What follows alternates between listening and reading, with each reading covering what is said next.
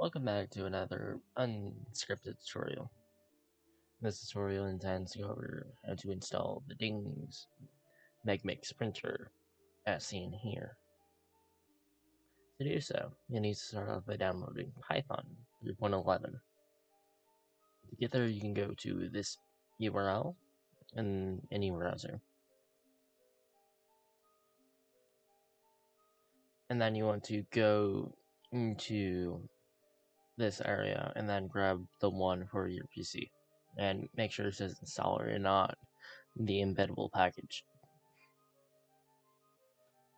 Unless you know how to use this. And then you want to install it and then run it. Then once you're here, we're going to hit modify. And then you want to make sure documentation, pip, tcl/tk, and idle Python test suite, PyLauncher. It may not be on by default, but it should be on. And then you hit next. Press associate files with Python, requires the PyLauncher, and then create the shortcuts for installed applications. These ones are optional. You don't necessarily need them. Set your install location, and then hit install. And then close this out. And then I would recommend grabbing the GitHub desktop. Just download this and then run it. And then I believe at some point it will ask for the login. To do so, just press the thing and then it should go to GitHub and then just log in that way. I may be wrong. It's been a little bit. But anyways, add your account to GitHub. And then you want to add and then clone repository. And then go to URL. Then we're gonna go grab this repository. By copying the link in the URL, which is found here. Also, if you didn't see it, that is the URL there. And then you're gonna paste it. Remove the tree main. There. Spin a little bit.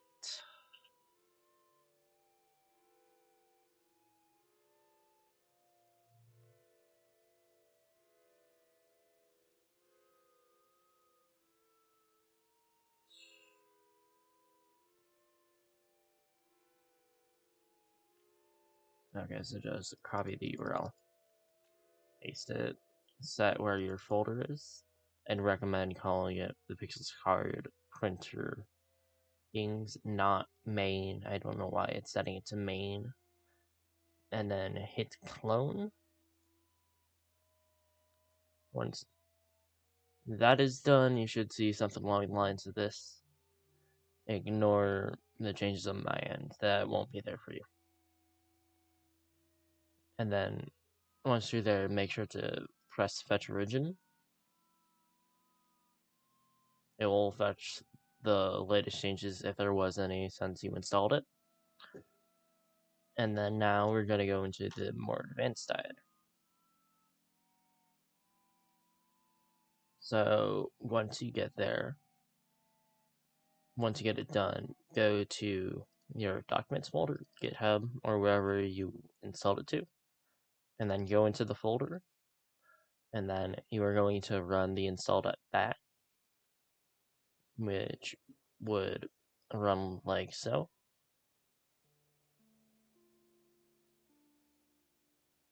Goes and installs every package you need. Right now I have everything already installed.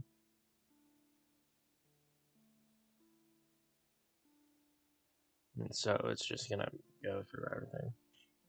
Then press continue. Then Next up, I'm gonna show you the config file.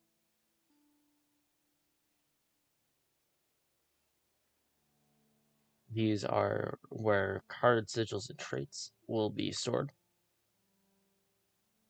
If you want to, you can change the font.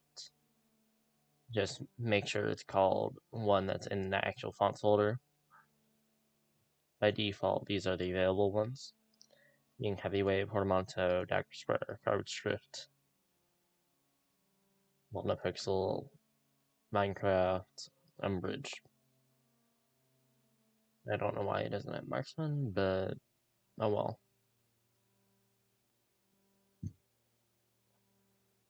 And then this will determine the spacing in sigils. This is the space between image and text, I believe.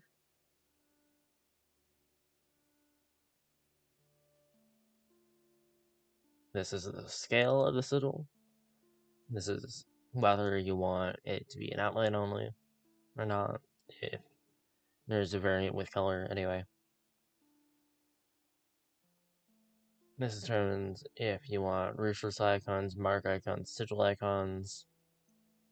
These are the sizes of your sigil name, sigil description icon size, which I believe applies to the icon. In descriptions, for example, the little sigils that pop up in description text, if there's a resource, there's a bracket resource, colon, whatever, that's basically what determines the size of it. The trait description icon size. And these are a bunch of export options for sigils and or traits. By default, you only need the normal formatting on. This is whether the trait line should be exported, I believe. Or what trait lines export, I'm unsure presently. This is what color exports should be colored in. And this is everything card-wise. These are how cards are printed.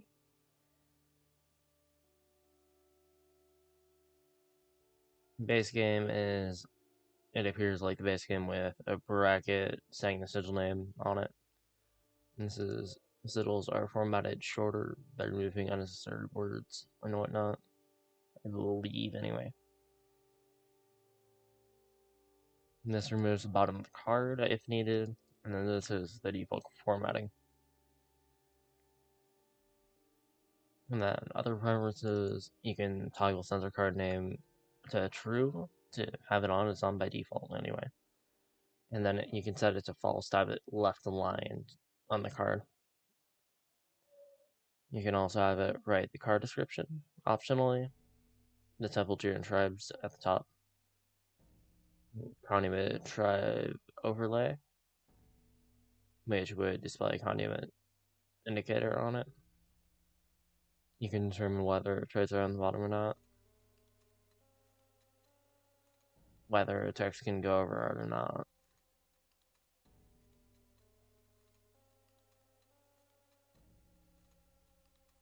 And these are all about bloodless.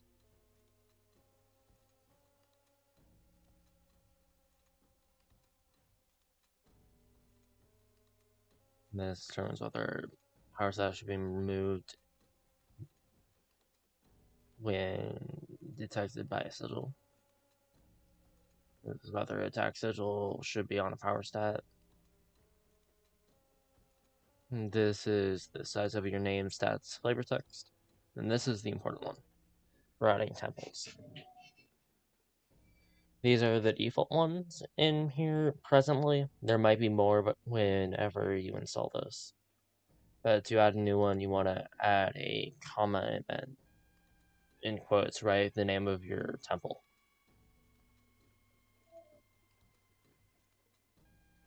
And then you want to go through each of these, get it dither color. This is the mid-tone.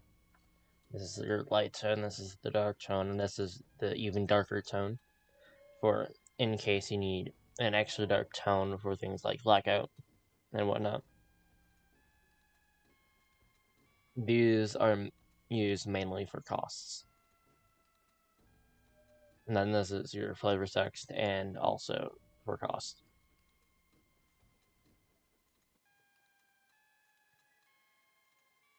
This is the max tier heights. Would not recommend changing these unless you know what you're doing. You do need to set a max tier height for whatever temple you add, though. By default, it's all around the same spot, which is 1430. Some may be a bit different. It varies from temple to temple. You do want to set a power cord. It's pretty much always going to be 188 to 885. And then you also need to define your box for the attack. What's that? So video doesn't get copyrighted anyway. This is whether the export should be sorted by folders for temple and tier and so on.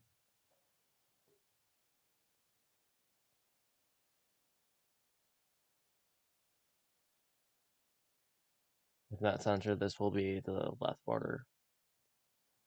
The top height for writing card names, the maximum width for names, flavor text top height, max flavor text width, cost bottom, cost right border, the coordinate for health, and the description top text, the artist, bottom height, conduit top height, sigil top height, sigil left border, sigil lower top text.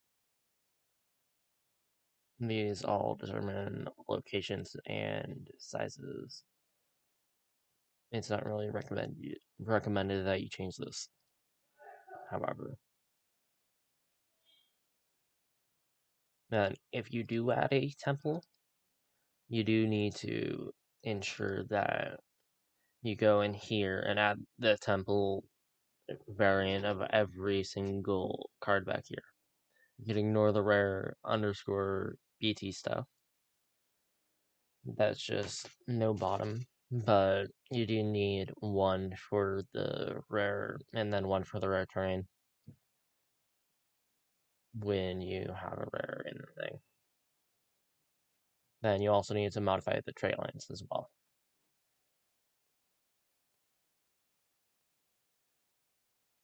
Just add the new temples at the bottom of it.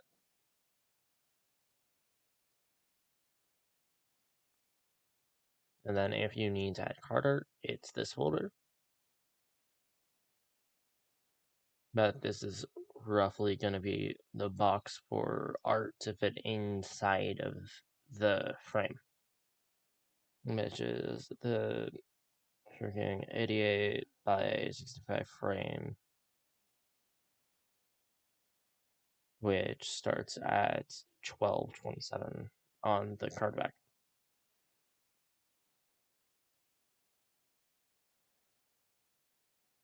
And I already went over, as I said, unscripted. This is the conduit borders.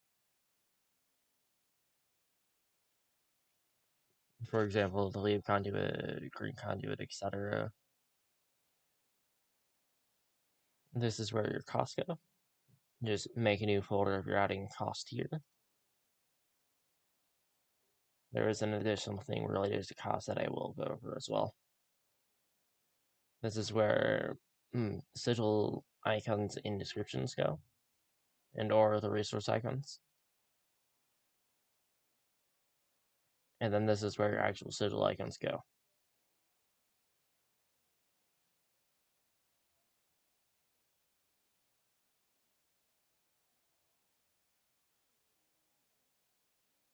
Next up is your data folder. This is your cards.csv file. This is what it is presently. This will definitely change depending on when you get the generator.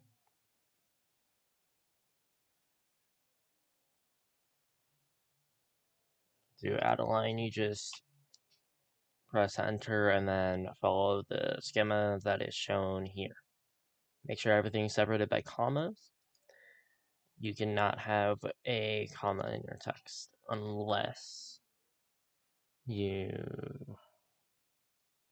believe it's no, it's not a triple quote. It's if you put a quote around the text, as normally it would be like this, and mark the comma as being a separator when it's not. And then to add a new line to flavor text, it's a \n, which means new line. No, I don't want you to save that. This is the sigil, same case scenario. You can also look here for other sigil names for sigils you might want to use on the card. Don't know why that name's quoted. Strange.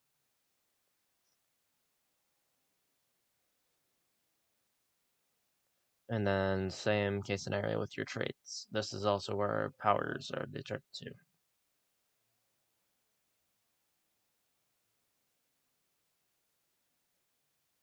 And then this is where the fonts go.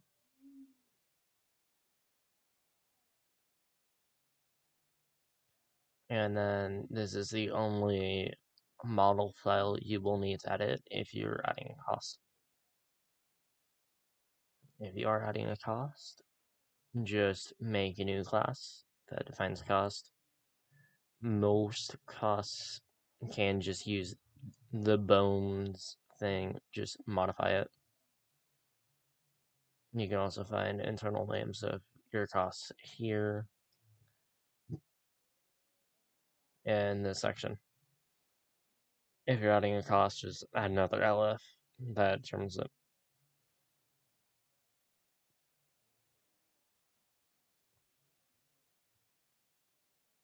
And then to export a card, you run the main file.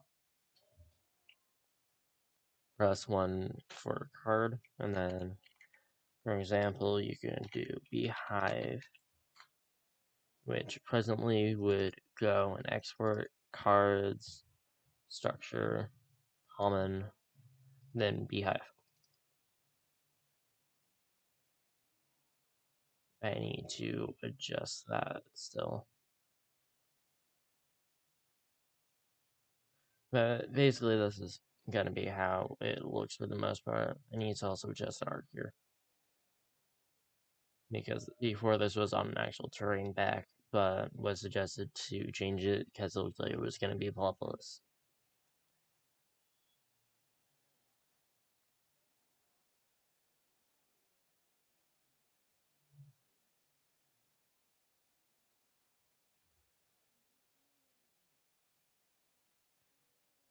And then if you want to export a sigil, you would press 2, and then type in the name of your sigil. For example, airborne. Would export a file somewhat like this, depending on how you chose to export it. We'll give you the name and then your description.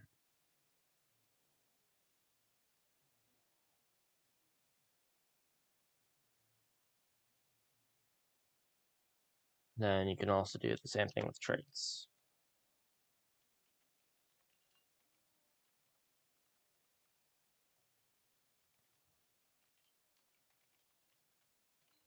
For example, type on trait.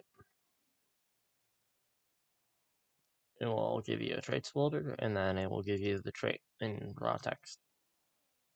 And this is an example of a sigil icon, which just takes the sigil and then turns it into a reduced size for your reference.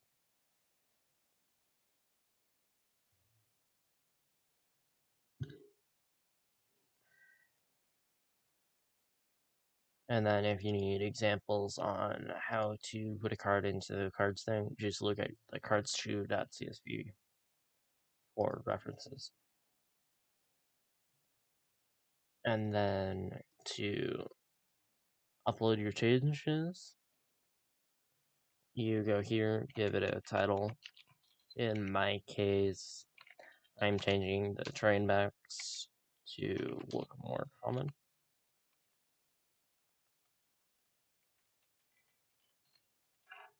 Make sure to describe it. Oh yeah, and also, more important, make sure you make a new branch for your thing. As I'm the one that made the GitHub, I don't need to do that.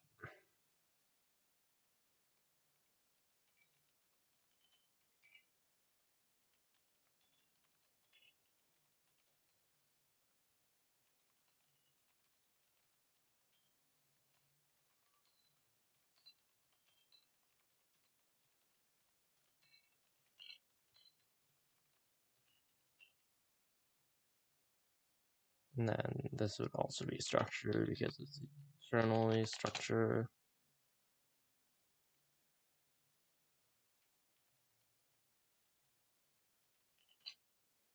Then you commit it to your branch, and then you push origin to push it.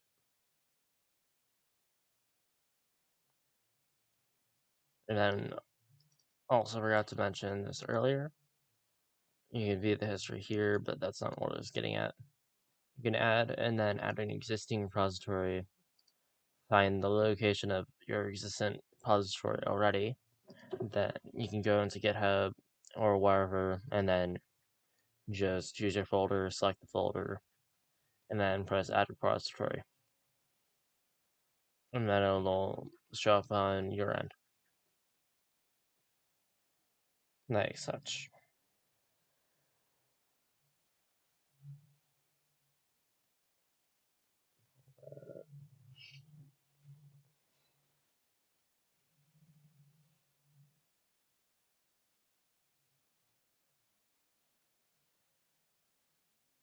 And that's about it.